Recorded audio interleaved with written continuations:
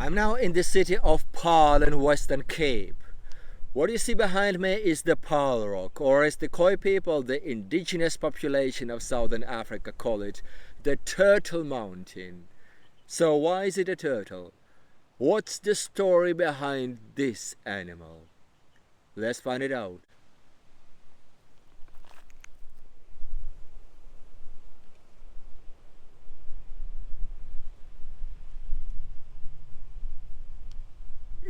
But you are saying that I'm gonna be freezing in Germany. So this is not gonna keep me warm. No. Oh my word!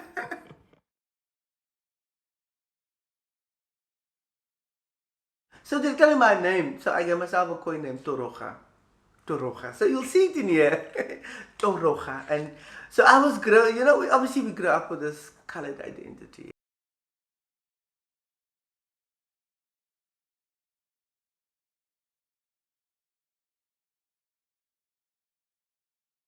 Colored identity, and you're called Denver.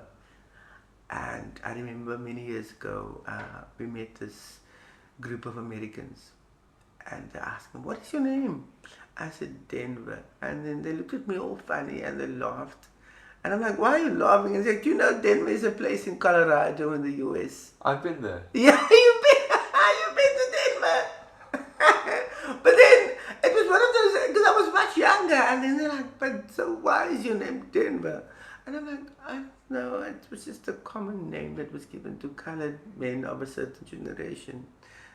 And I think it was one of those things that, just little bits of, so why I'm an African. I consider myself African. I'll never consider myself anything else. I never want to. But why do I not have an African name?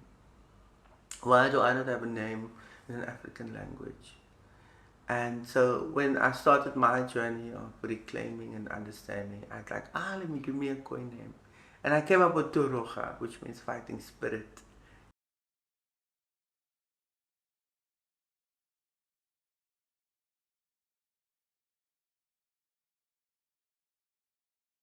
Thinking about our language, these click sounds are actually, they are not just random click sounds. They are either sounds that, some of them are sounds of animals, like, like a chipmunk. That's a click sound in Kokwe. But that's also the sound of a little rodent. That's a click sound. This, that is a click sound. So that could be water drops. But then this, when you call a little animal. So it would it be too much to say that Khoi language is a way to find a way to communicate with animals? Of course. In Khoi society, animals, Ari is the Khoi word for animals, for cattle, Our cattle was never just seen as things that we just eat. They were symbols of wealth, symbol of abundance, symbols of who we were as a people. But they were also how we were taught how to interact with each other. And we often have those conversations in our community that when the colonizers took away our land and they took away our animals, we were left hopeless. And because how are we going to now educate ourselves? Because the animals taught us that we have to take care of them because they would take care of us. But also animals, provided us with the tools. They gave us the skins became our clothes. But also taking care of them, raising them like our kids, also gave us that sense of that because they exist, because they flourish, we also flourished. And I think the interesting thing about Khoikhoi as a language is there's so many words about, in the language, reminding us about our stories of owning so many animals. That when Jan van Riebeeck and the Dutch colonizers came here, especially to this place called Paarl, because now we're in this place called the Cape Winelands. And it was never the Cape Winelands, because our grapes were foreign. It's not to this land.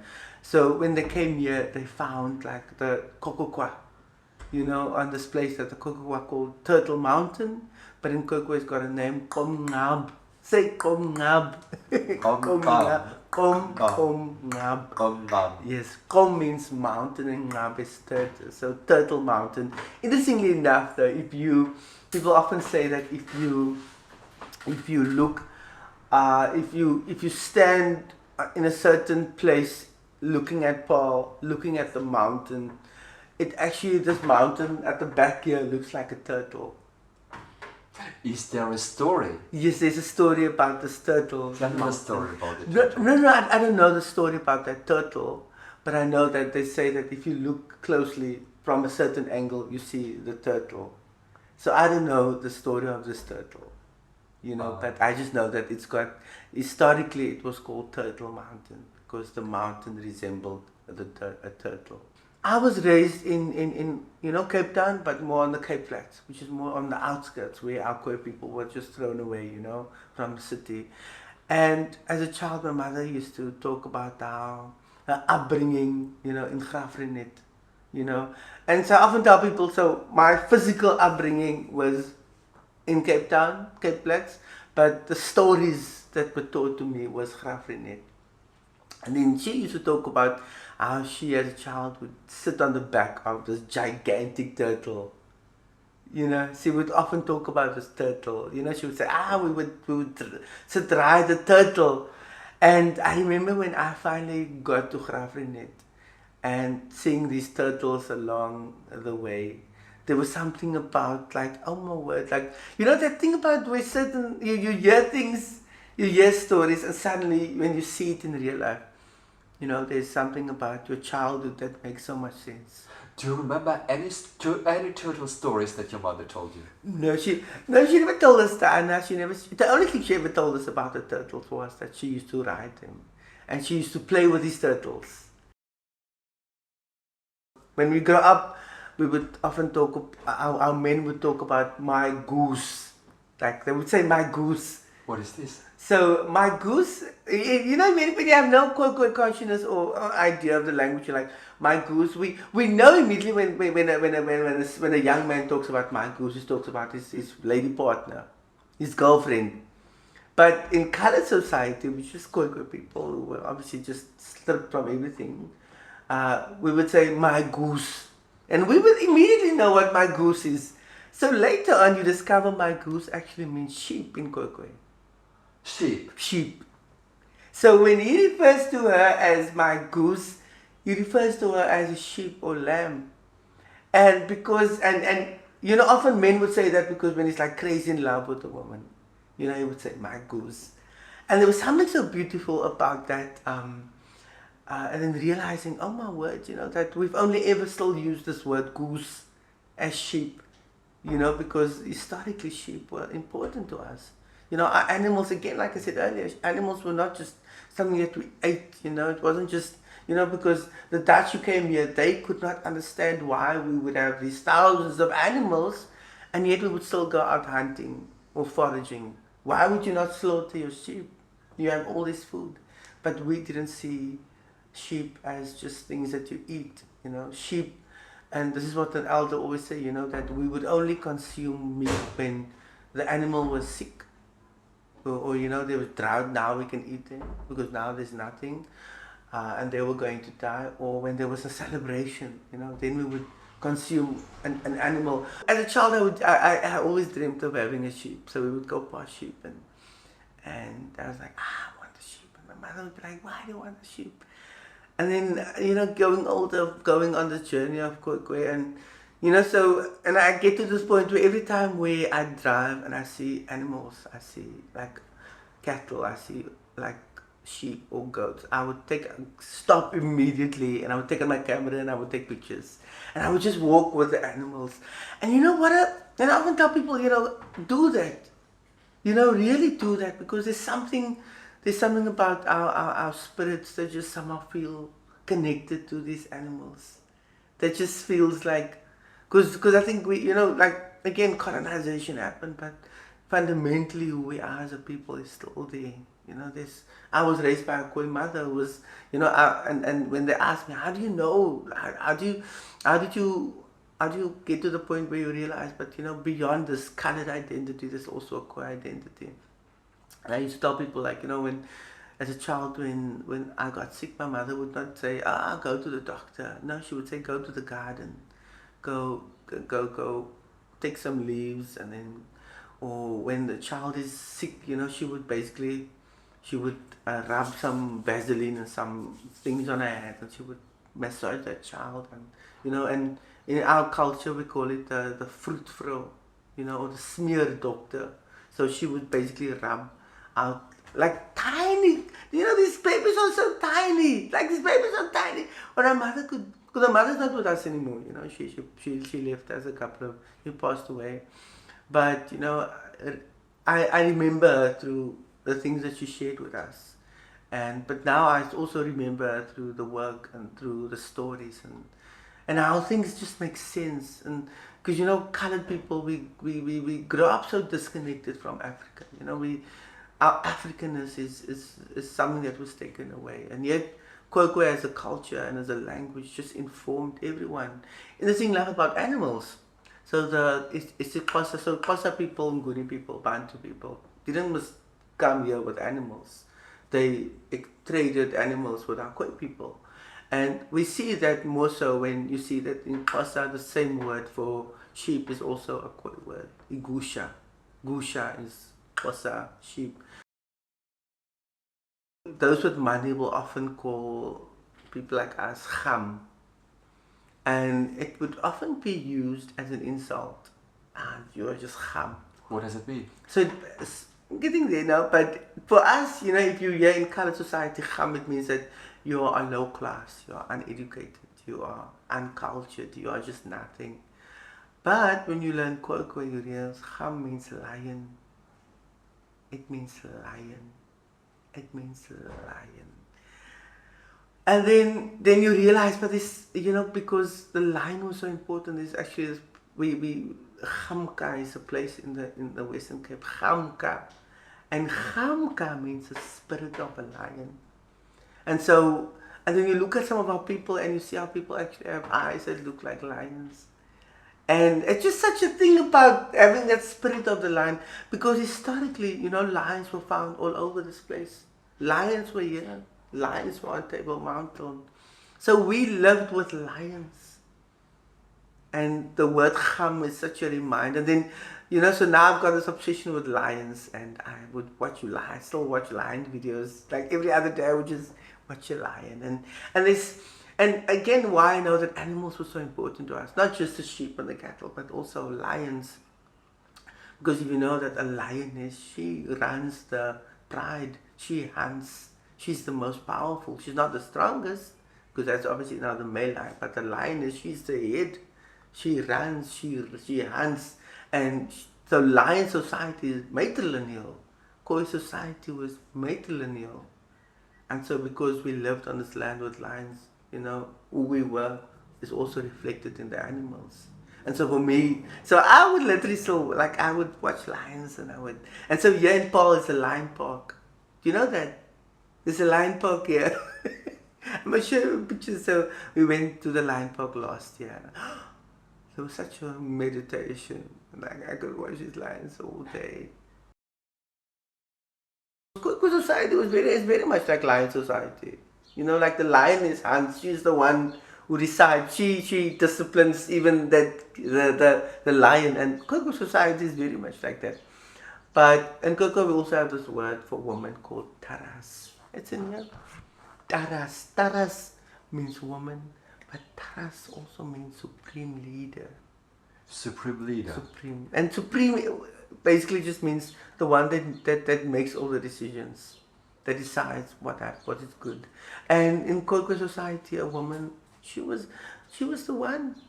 She was the one. She could decide when it is going to be eating, who's going to be hunting, who's going to have this and that. And I think before colonial society, there was an appreciation for that. Because I often say that, so in Khoi society, if you look at our Maikis huts, do I have a picture of that? The Maikis, so behind us there's this Maikis hut. And the Mikey's heart resembles a pregnant woman's belly. You know, it really just, I've got pictures on here, but okay, let's leave. It's a Mikey's heart is a pregnant woman's belly, and that's how I see it. And I'm like, yo, it's amazing to know that our structures where we lived in were the belly of a woman. And the belly of a woman symbolizes strength because she's able to carry that baby. A man can't carry baby. They say men will die. But a woman can carry, you know, she's able to birth life. And, you know, Khoikhoi society just celebrated life. And so that's why, and I think it's in contrast to Dutch, German, Western beliefs of where the man is the head of the household, the man is the one, man is this, where in Khoi society the woman was the one. And so for me, part of our stories today is to remind us about where we come from, but also use that so we can become better people. A lioness, she's the one, you know, the lioness hunts. She's the one that provides. She's the one that goes out. She's the one who makes decisions. And if you look at YouTube videos, like if a male lion disobeys, the woman will come and discipline him. True story. Just go. A pack of female lions, they will discipline a male lion. And that's the same in Khoi society. Like, you would read how like when a man would disobey his wife, then his elder sister would come and discipline him, take away some of his sheep. Because now you're not disciplined, I'll take away your sheep. And because sheep were a symbol of wealth and prosperity. And so if you take away the sheep, and she could give the sheep to anybody else, she would give it to his wife as form of punishment to him. And so, and even today, you know, like as Khoi people, we might, you know, we've lost, you know, we've lost a lot. But Khoikhoi, our women are still the ones running our society. In Khoi society, Bantu society is different because I think they have very much of a patrilineal, you know, the man. But in Khoi society, our woman runs our societies. And, you know, I come from my mother, she was just so fearless. You know, like, she was a lioness. I mean, seriously, you wouldn't dare to beat your wife or girlfriend in front of my mother. No, never. You try and hit your wife or girlfriend in front of my mother, she will leave her stuff. And she will go beat you. She would and you know, we often would, you know, and some of me would be like, what is wrong? Like, she would never tolerate a man beating his wife. She would not know that man. She would just meet this man in the train, and you are beating, and she will go to him, what's going on here? And I think the idea of gender today is very much colonized, you know. But I believe in Khoi society, we knew that the woman was the head because she carries the baby, she just makes decisions. But we also knew that the man was equally important because he's also a protector. You know, we lived with lions and elephants, so somebody has to go run and protect her also. Not that she could protect herself, but he had a role to play. And also he had to also go out hunt. But also our woman also probably went hunting with him, even though, you know, the stories, because obviously our stories were told through a gender lens now, but we know that Khoi woman, and there's a picture of 3 Khoi women with sticks. Where's that picture? I'll send you some of these things. You can add it to your thing. So women were also hunting. Of course, a Khoi woman would never just. I mean, like, again, you know, I know that a Khoi woman would never just say, "Oh yeah, you can go out and I'll wait for you." A Khoi woman is not a passive woman. She's not just like waiting to be saved. I think men did a lot of the hunting, but I know for a fact that Khoi woman would have gone with. Khoi woman whose child was eaten by a lion. A child was eaten by a lion here in Bo. And obviously she was angry, she was hurt. But then apparently she found that lion and she killed that lion. Because it was her revenge that she killed that lion. Because you can't take, because a Khoi woman and a child, you don't mess. But then my mother, I'm going to tell you my mother's story. As a child, there was, in the road, there was a Doberman. the Doberman had long teeth, this big dark Doberman. And then one day, my sister, she goes in the road, she goes to the shop, and the Doberman bites her. And my mother come home that Sunday. I'll never forget. She comes home that Sunday. She looks at my sister that was bitten by the dog. She puts her bags down. She takes a log, like, a pole. I remember this dog. My mother was a small woman. She wasn't big. Koi woman wasn't big. But my mother was like this. And she takes that log. She goes to that woman. She calls that woman. She's like, what did you do? Why did you let this dog bite my child? And this lady goes on. My mother goes to that dog. She takes that pole. She hits that dog. Bah, bah, against the head. She hits that dog. Bah, bah. And everybody's just shouting at the man. Like my mother's gonna kill the dog. She eats that dog. Bah. She eats that dog. I think if that dog, the dog didn't die there, but the dog was unconscious. They had to, the Monday they had to take the dog to the SPCA to have him. So they threw a Coke can, they threw a Coke can against the cat's head. And then the cat ended up having epileptic seizures. And so everybody was just laughing at this cat. Running, because the cat would be running around, up and down, up and down. And then my mother came home the Monday from work. She's like, nah, this can't be it. This can't be for the cat. So you must brace yourself with this terror now, eh? She takes a shovel. She digs a hole. She digs a hole. She puts the cat there by the hole. She puts the shovel on the cat's neck. There's a whole cat's head roll. And then she buries the dog. The cat. But I don't understand why. Because they were mocking the cat, and the cat was suffering. Mm. And one thing about my mother, she hates people suffering. She hates suffering. And reflecting on, because to you it might be like, oh my, this woman was cruel and merciless. But actually she showed mercy to that cat. Because she needed to take that cat away from his misery. Because that cat was suffering. And it was never going to be normal again. And she's like, I can't sit here and allow the suffering to happen. And she ended that cat's life. And the most, that was quick. Just like on the head, the cat, and then she just... And now on my journey of Khoi identity, I celebrate my mother because, she justice was important to her always. You're not gonna beat your wife in front of her. Like that lioness, she's going to bite you. She was merciful. She would be the one that would give to people. If they had nothing, she would always give. And I think that there's something beautiful about reminding us through our gifts, through our acts, through our stories, who we are as Khoi, people of people.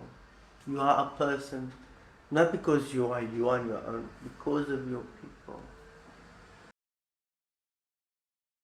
Theatre in the West it's on a stage, and I spoke to you about this. Theatre in the West, it's on a stage, and we all look up to this person, and it's contained, and it's enclosed.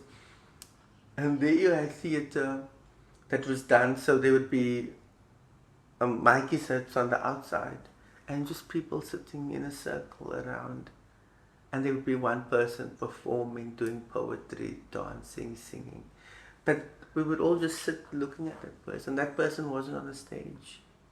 That person wasn't on a stage. It wasn't controlled. Everybody could walk past and enjoy the performance from whatever angle they were. And Khoi society again, and I think lots of African societies were very egalitarian. There wasn't this, and I think this is what we are fighting today, this thing about, oh, you're a chief, you're a queen, you're this. No, we were. Koi means people are people. You know, Koi means people are people. We are people because we have our people. And so this for me, that was, for me coming back here to Cape Town and telling friends, that I loved how that sense of storytelling was so decolonial. It was just people sitting in a circle and performing in front of our people. And there wasn't a stage, there was some sound obviously, but everybody could walk past. And there was something about that sense of community. And I think storytelling was obviously, so it still is very critical to our Khoi people. On the rocks is our stories.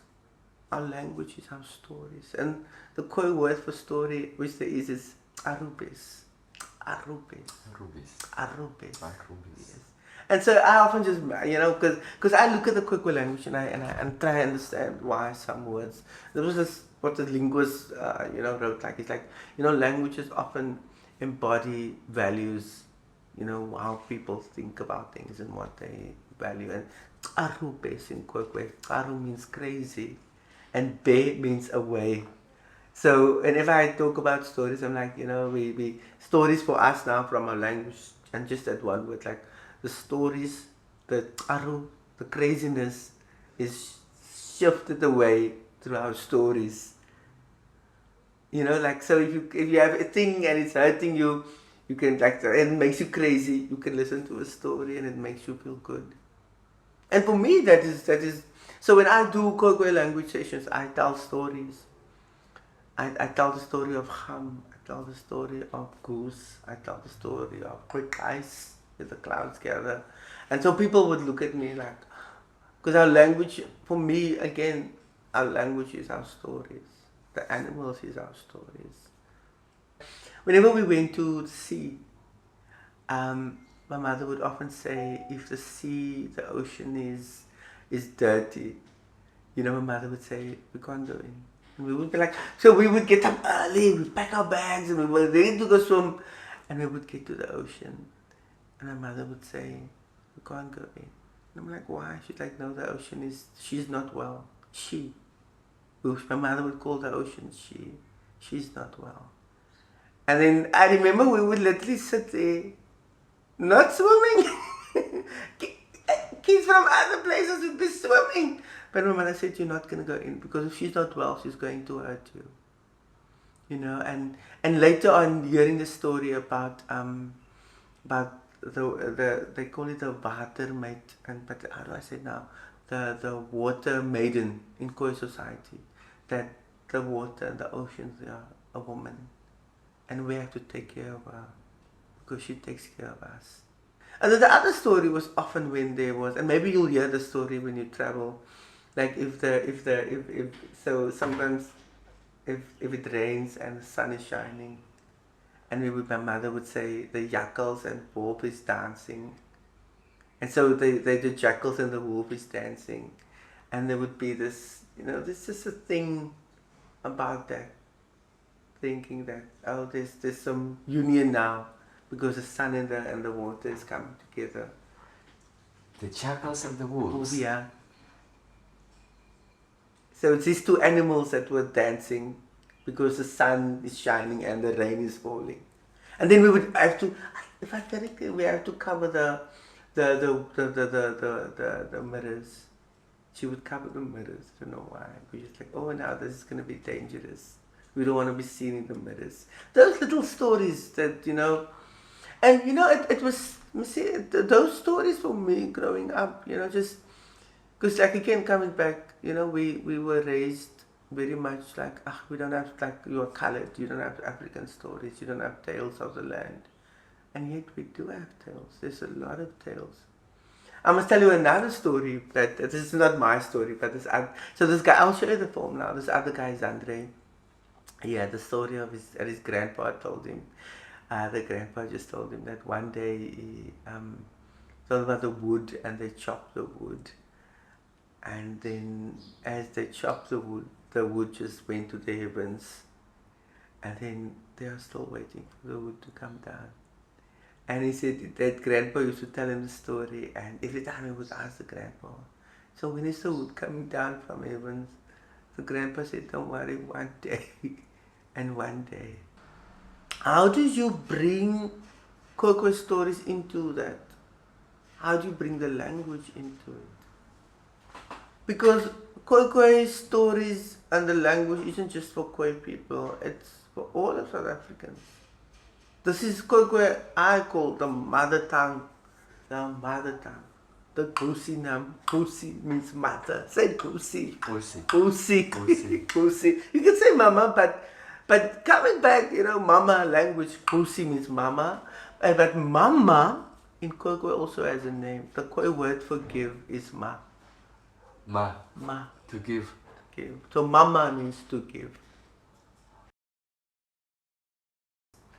The stories is another Khoi word, and when you came now with the tree, the Khoi word for like also stories or messages is heisis. Heisis. Isis. Heisis. The root of heisis is story. Is tree. Tree. So heisis is story or messages, and the root of heisis is tree. So the word hay is tree. And I often say, that so for us the trees were also carriers of messages, of stories. And trees were so important to our Khoi society that there's actually a Khoi group, the Aisakwa, that has the name rooted in trees. And I think for me, I often think of how Khoi people could never understand why you would cut off a tree to build furniture. Why would you hurt that living thing to build furniture? When the Dutch and the Portuguese, and they needed to cut off furniture to build trees and to build wagons. And so, and so trees for me, when I look at trees or I sit with trees, I just breathe and I just try to think about the messages of our ancestors. Because I don't believe in ancestors being dead beings. Their spirits are still all over this land. And, the more we become open to ourselves and the more we become unafraid of who we are, the more stories will come to us, and the more the land will tell us our stories. See?